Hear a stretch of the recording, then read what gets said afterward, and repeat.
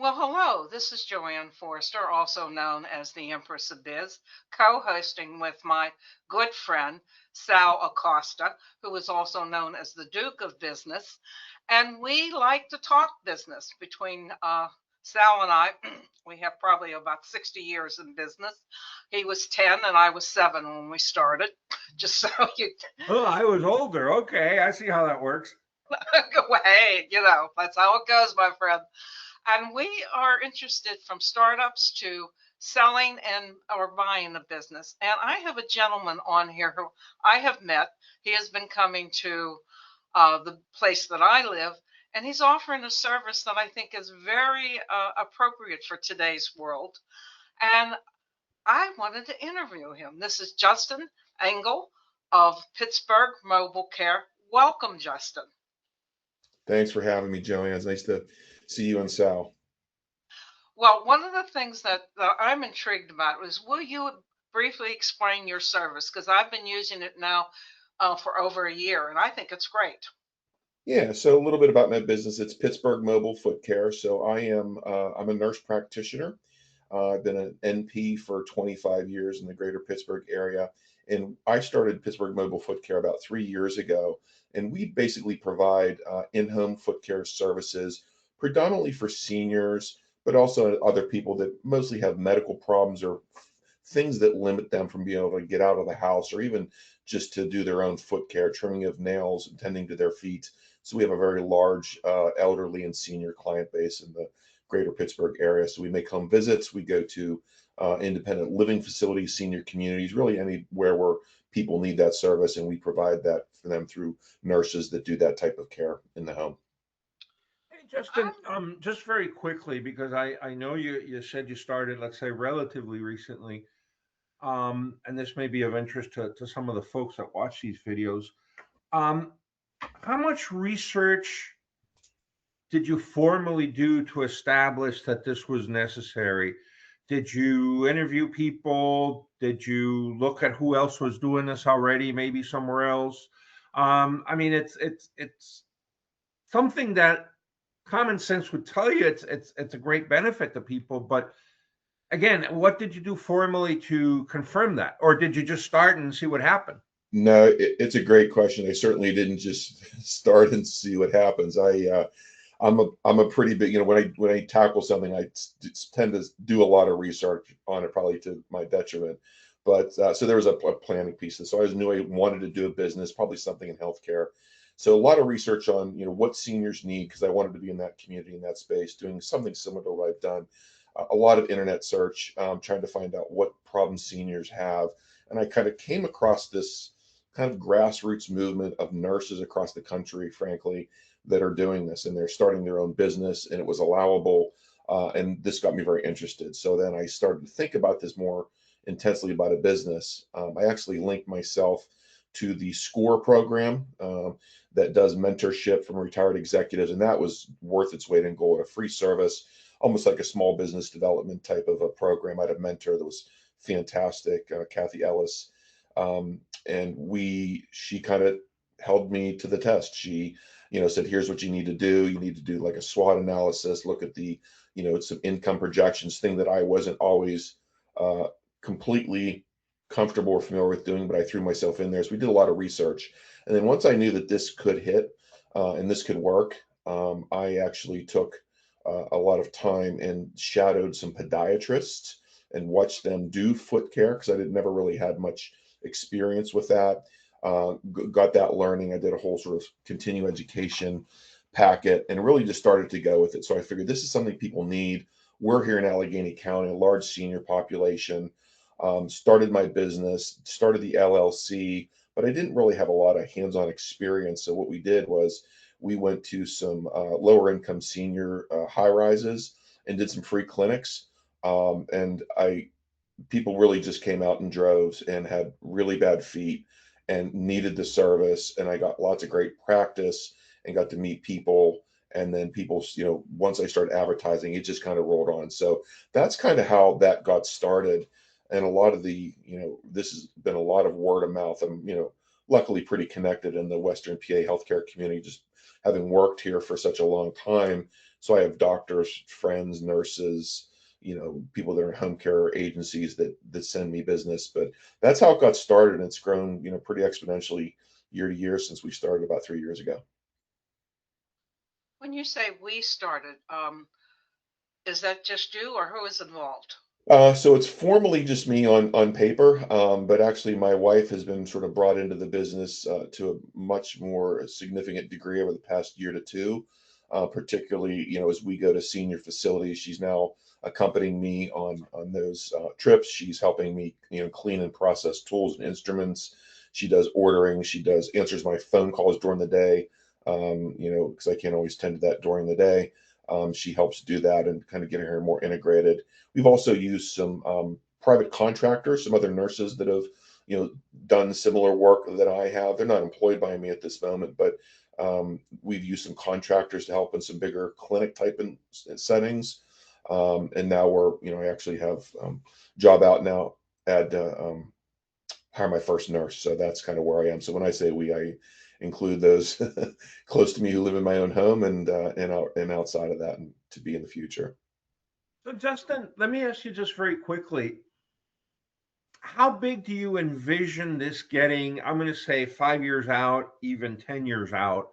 What is your vision to, again, how big could this be in terms of maybe service footprint, in terms of employees, in terms of revenue, 5 and 10 years out, if you've thought about that? Well, I'm always optimistic, so I think it can be really pretty amazing. So, as every entrepreneur probably says, right? So I need to get myself out of doing everything. So, in hiring the first nurse and taking a geographical territory and hiring the second and third, my view would be to scale that. So that can be, if we just talk about, Allegheny County or Western PA, if it stays under my operation and my business, that would continue to happen. I think there's a lot of potential for interested parties, such as home health care agencies, private duty agencies, senior living facility communities, to take these services. And I actually have other ideas about doing consulting, teaching how to run these operations, because the senior population is growing. And if you look at like what, if you use the word competition would be in podiatry, the podiatry clinics are really just booked. They have a hard time. They turn people away because those docs, doing routine foot care, it just fills their offices. So I think there's a lot of potential to grow this, beyond just what I do as a sort of a mom and pop shop, so to speak. I think there's a lot of consulting and other work that can be done. When you said what was the conversation that you had with your spouse? Because this is a change, and this is where often I work, is the beginning. How'd that go? It actually went really well. So when I say I intentionally include her because in the earlier years, she wasn't working in the business the way that she is now. And certainly I'd want to have her buy-in and her understanding because there is going to be some changes in our lifestyle. And she was just completely supportive of it. I've always worked secondary jobs, moonlighting, working for home health care companies in addition to my regular job. So this wasn't all that out of the kind of ordinary for our life situation, but to get her support and buy-in was really pretty key. And she stayed with it. And, I think she now really is growing with it, but she loves it. She loves answering phone calls and being our front line for, the representative or the face of our business. So it's been great. And you have to have your significant others, I think, support. So that always makes it much more doable. One of the things that when you were talking about and bringing your wife in from the very beginning, and I hope you put her in overhead. I really do, because that gives you a true cost. I enjoyed her coming to our building. She bought goodies. Smart woman. She did. Yeah. Now, what part do you see her playing as you progress? Yeah, this has evolved a lot. So when I was in the, kind of introductory stages and really just kind of researching things, it was mostly, me doing the research and telling her my ideas and making sure she wasn't, telling me that I was crazy or, but she didn't, she never did that. And as time has gone on, she has taken on more responsibility. So particularly like in the past year with cleaning and processing the tools, things that I would normally do, answering all the phone calls during the day. So she has a very strong customer service background in the dental and the health insurance world. So she's great on the phone. And I always just tell her that, that's the lifeline to us, and it feels personal, and she talks to people. So she does those customer service related activities. She's now going out with some of our contractors to the facilities. There's a nurse or two that I use that is very close with us that she'll assist them.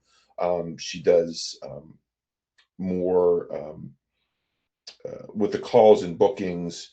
And as time goes on, she'll do more with accounting and those other types of things. But getting her, acclimated to doing that, and she's loved it. She just, we actually just bought a new puppy yesterday, and she wants to make the puppy a therapy dog and bring them to the facility, bring him to the facility. So she's all in, and just it brings her a lot of joy and accomplishment to her life that we established this together as husband and wife. So I certainly include her. Bring the puppy. That's We get again past those baby puppy biting stages, but it'll be a little bit while, but I think we're going to get there.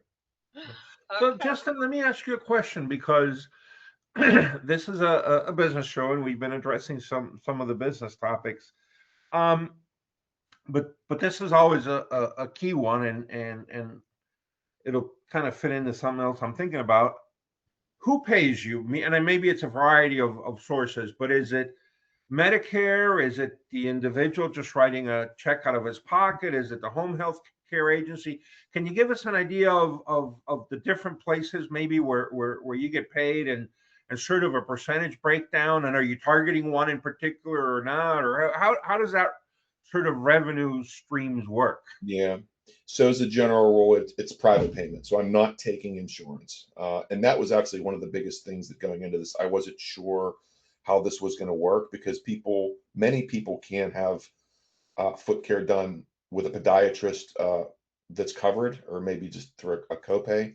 But I'm dealing with people that can't get out there and they can't do that. So this convenience service is what we do from a private pay standpoint. So most people just give me cash, check, credit card. We just, it's almost like what I offer is somewhere between a podiatry visit and like your typical nail salon visit, right? So you have an insurance base, you have a private pay base. I'm a hybrid of that. So certainly nursing and medical knowledge to look at the medical things that come on, but really more of a health view. So the large majority of our clients are home-based clients, probably 80+%.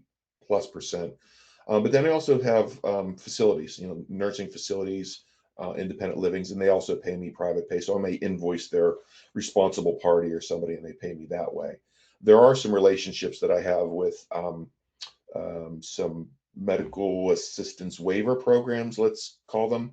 I don't know that I'm at liberty to name them, but they are basically their own insurance set. So I invoice them as that entity that then pays me to see their members. So that's a different type of arrangement that came on just not that long ago. So that's how we work from the the billing side of things.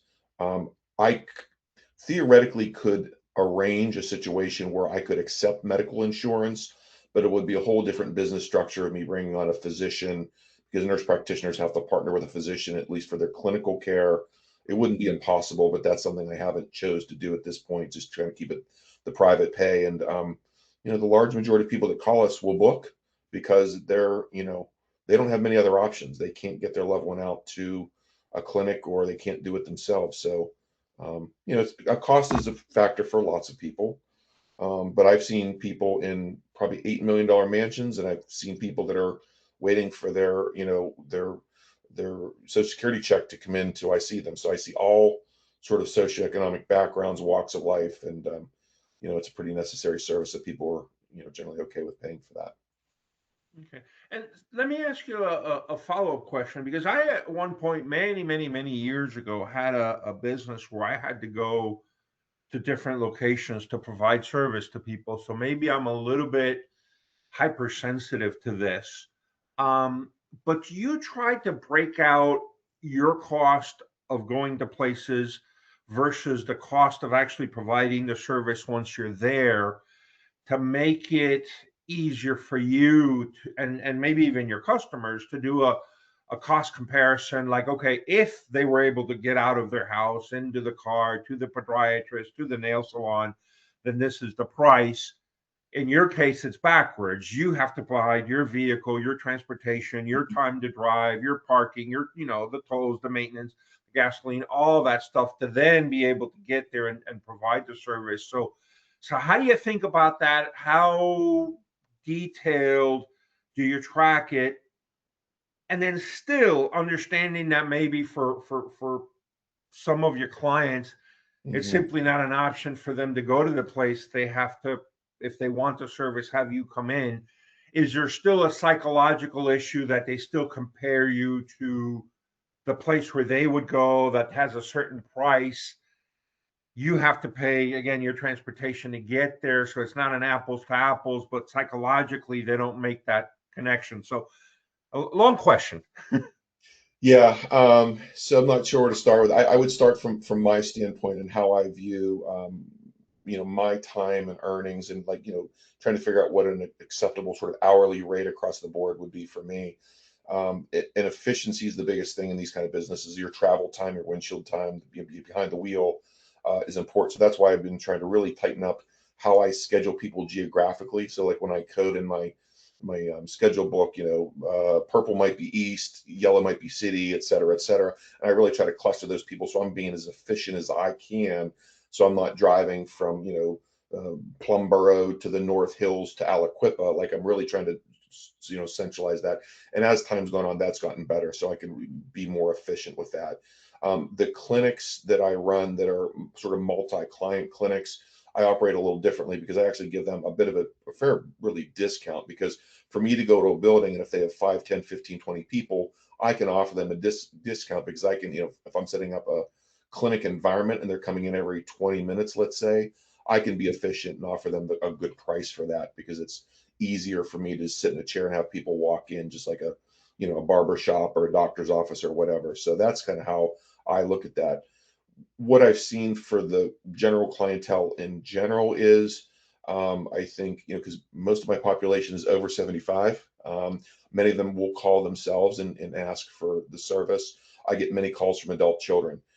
Typically, if an adult child calls me, it's my wife and I laugh at this. It's almost a 100% like, yes, we'll do this, because they see the cost and they know the cost of things nowadays, and that convenience service for that just custom care. Sometimes some older adults, I sometimes think this myself, like, well, 20 years ago, this only costed, X, and now I'm paying so much more now. We still have that in our mind. So if people are very, very price conscious, and if they can get out to go to podiatry or nail salon, a lot of those people that are in that category will go do that. But the large majority of people that I'm seeing are really in dire straits. They're elderly, they're very immobile, they can't see very well, they can't reach their feet, and almost everybody has some type of a medical complication, whether it be diabetes or neuropathy, or they're on blood thinners. And just the idea of them getting out to an appointment, and oh, by the way, they already have a primary care doctor, a cardiologist, a nephrologist, an endocrinologist. They're doing all these appointments. So to take that off someone's load is really good. And I think myself as an adult child, if I had to take a parent to an appointment, I might have to take a half a day of work. I have to struggle to get them to the car. Hopefully they don't fall. They may have, other medical issues. They can't sit for long periods of time. So to bring that service to them and just kind of like a one-stop shop is where we're at. So I think once people talk with us and they understand what the value is of that kind of visit and that kind of attention, I get lots and lots of, good reviews, luckily. And I think people just really find that to be a good service for them. And certainly many of them are just become repeat customers. I'm going to add a point here. I'm quite capable of going out and getting a manicure, pedicure, but I do a lot of writing, and even though officially retired, I'm really not. And I looked at it cost-wise, my time, and I went, oh, this is, I don't have to run over to the manic. I don't have to do that. So that's one of the reasons I'm doing it, because it really saves me time. Yeah.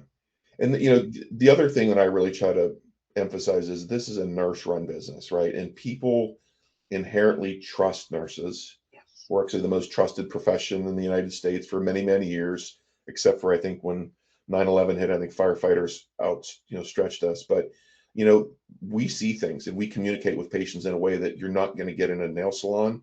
And I know a bit of your medical history, and I see when things are different. And there's many times where I might say to somebody, "Hey, this looks really different. Like you should probably talk to your doctor because your swelling's worse, or there's a suspicious lesion on your leg." Like you just wouldn't get that in a nail salon. So that's where we really pride ourselves as being, more of a medical model for someone's, total health. Hey, Justin, you mentioned something that piqued my interest. You said that you get a lot of repeat business. Do you formally track in your CRN system or whatever system how many people like call for the first time, you go, and then they call again, and whatever the time frame is, 2-3 months, and get the service again? And do you offer, or have you thought of offering maybe some type of subscription service?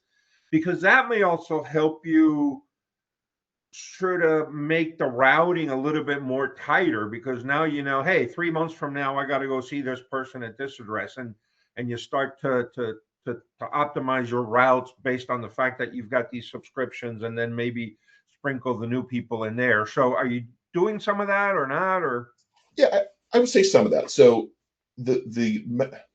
so I do have a CRM system that's more for my marketing type of work, and the medical record that I have does the reporting and the trackings of the clinical visits, right? So I have an eye on how many new bookings come in every month, how many follow-ups that we have.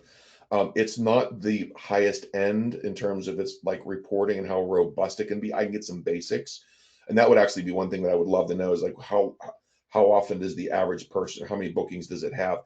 I can do it a kind of a back doorway through my billing through on the accounting side, and I've looked at that. I would say the large majority of people rebook. People that don't either are just very price conscious, or may not need it the suggested 3 months, or if they call and cancel, it's typically because unfortunately they've either died or have gone to another care setting, such as like a skilled nursing facility. But that is a metric that we look at on some levels in terms of new and repeat visits. And when I need to look at on the accounting end, I can kind of see how many visits somebody's had within the year. okay, but you're not doing right now any type of subscription model? Yeah, through the subscription. I'm not sure. I've heard about this and I've looked at it a little bit. I don't know people's appetite to do like a monthly retainer or pay a higher upfront. So no, I haven't really formally looked into activating that. Okay. One of the things that I wanted to ask you is, what was the biggest surprise that you ran into in doing your business? The biggest surprise that I ran into. Well, I'd say probably the biggest thing is that how quickly it can become overwhelming when you're doing well. The amount of customers that come in and trying to keep track of that. I think I was pleasantly surprised, but you also have to sort of understand how that volume comes in. So I think just how busy it came in and how many people really needed that. The other thing that was, I think, a bit surprising is, how many decisions have to be made on a day-to-day basis. Because when you start, you're the accountant, you're the marketer, you're the clinical person, you're the bookkeeper, you're, buying the supplies, you're doing all that. So I think just those would be probably the two biggest things. I Now, say in my classes, from president to janitor, all could be in 1 hour.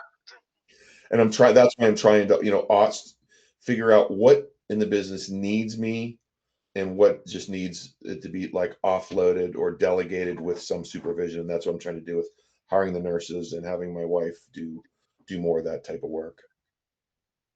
now you also started this, correct me if I'm wrong, you also started this, at least initially, as a side gig. And the reason I ask that is, at least at the beginning, you didn't even have your full time to wear all the hats. Mhm. That's true.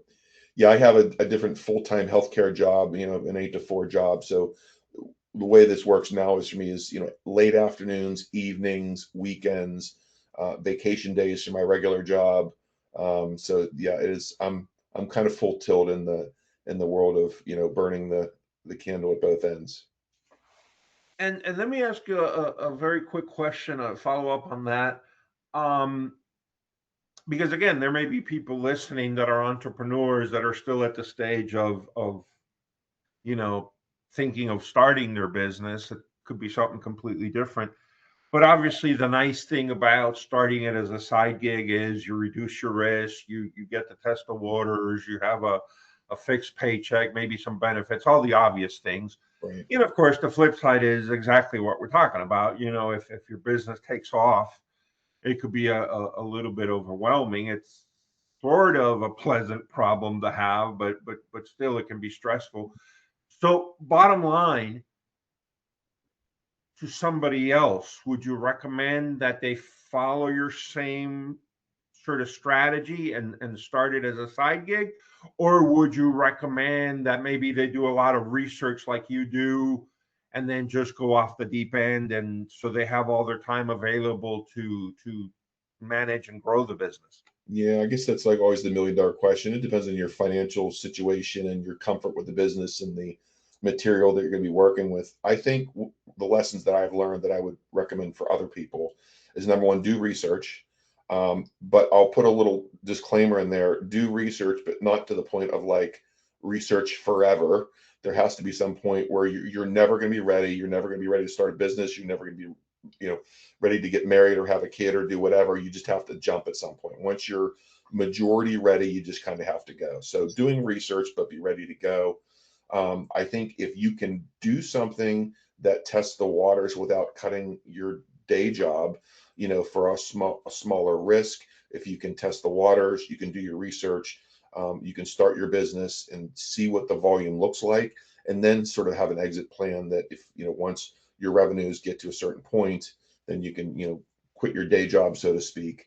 But also to have, and this is like one of the hardest things I think for me to learn and other people, is what processes do you have to put in place that automate systems? So like, how do you plan for growth coming? So if I'm at, X amount of visits per month, and in, 6 months, it's going to be 50% more, how do I handle that? So you have to ask yourself, when I get to that point, am I capping out and just, not answering the phone or saying, put you on a wait list or whatever? Or are you going to say, I'm now going to hire a nurse or a clerk or whatever your business is to anticipate that growth? I probably waited too long, frankly, to put the job ad out. I probably should have done it a while ago. But if you can do this for not a big cost and research it, and also get mentorship, like I mentioned, the SCORE program or small business development centers, people to ground you and to do that. So it's, starting a business is risky, but it's calculated risk. So you don't have to, it's not like going to Vegas and putting, $100,000 on the roulette table. If you can be calculated and smart about it, there's ways to minimize your risk in it. So those are the things that I've learned that I think that I would encourage other people to do. Good advice. Although don't do cost software. I've done that. That was a very expensive one. Sal, as we wrap up, what would you like to ask? Well, maybe one very last question. Because I understand your background is in nursing, so in that way it fits extremely well with what you're doing and the business that you're doing.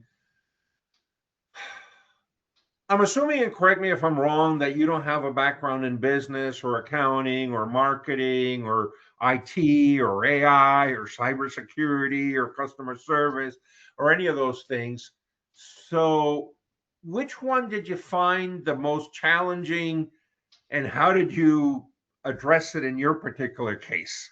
Yeah, so I actually, well, I do have a little bit more background than probably the average nurse that starts a business. I mean, I did complete an MBA program in healthcare management, and my roles in past lives have been largely clinical management. So as a part of my job, working with vendors and public speaking and a little bit about the finance wasn't as foreign to me as a standard nursing job that was just clinical. So I do have more depth in that regard. So that's kind of, how I would kind of describe myself. I think you maybe asked like what is most challenging or maybe what I didn't know or things like that. Um, Two things. Number one is the accounting part of it. So I don't inherently love numbers. um, but I know enough with help, with help of an accountant and getting on my own like platform to learn through it and educate myself. And the other thing too that's just moving at warp speed is just social media marketing, just being out there because the way that our parents did business is not the way that we're going to do business now with the way the world is just run by the internet and social media. There's a lot of cool things that you can do, but that's hard for me to kind of get that out there. So when I do social media posts, I have to like, pass my kids sniff test to make sure that I'm not putting something totally, totally crazy out there. But sometimes I do, and I'm willing to roll the dice with it. But I think, yeah, just the marketing part of it, accounting, these are things that we don't often think about, when we're in healthcare in general. So, Okay, as a wrap up, I wanted to ask you, what is more fun, owning your own business or working for someone? um, owning your own business, it's like this labor of love, right? And I think that when I look at things that are accomplished and even the bank account, for some reason that bank account, it hits me different when I see that number. Just the way that money was earned and the sweat and the blood that you put into it. It's just like any type of creation that you have. Um, the sense of just, I think, pride that you're building this yourself. And there aren't many people that can build successful businesses. So um, I have fun. I love meeting people. I love researching things. Listen, there are plenty of late nights and I'm driving home like, what the heck did I get myself into at 8 o'clock in the night when I'm driving home in the dark from a client visit? But um, you got to love what you're doing. And this has been so far 3 really good years because I have so much sight for the future of what this can be and helping those people and just, creating a good solid business that people, would want to be involved with. Justin Engleka, thank you very much for joining us today. Um, you're providing such a wonderful service that so many people need. My mother lived to the age of 95, so I can relate to a lot of the things you're saying where they need this type of care, but it's really hard for them to get out. It's really hard for even the family to take them to the place. So you're providing an incredibly valuable service. I hope you can grow it as much as it needs to grow. I've heard this expression, the silver tsunami. The baby boomers just keep getting older and older and older. So you're going to have plenty of marketing or plenty of market, I should say. And I'm so happy that you're approaching it from sort of the nursing background and the taking care of people background, even though of course the business has to be successful and provide you profit and return on investment so you can grow it. So anyway, I love it. You're doing all the right things. I wish you the greatest success in your life and in your business, and I thank you for the service you're providing. Well, I appreciate those words and really appreciate the invitation to come out and share the message a little bit and maybe offer some inspiration for others that are thinking about starting a business and certainly to my nursing and healthcare friends and colleagues out there. So just yeah, I really enjoyed the time today and thank you. And this is JoAnn Forrester overcoming her technical difficulties. and, and this is podcasting, folks. You've been there, you know it. You've seen the Empress do all kinds of things. But I do want to wish you luck. And it sounds like you've done all the right things, and you're experiencing some of the things that some of my more successful business owners are, and you're taking the right steps. So thank you. And folks, you just tune in and listen to Justin and recommend him and Pittsburgh Mobile Care, and watch for the next Let's Talk Business. You never know who Sal and I are going to have on. Thank you very much for joining us.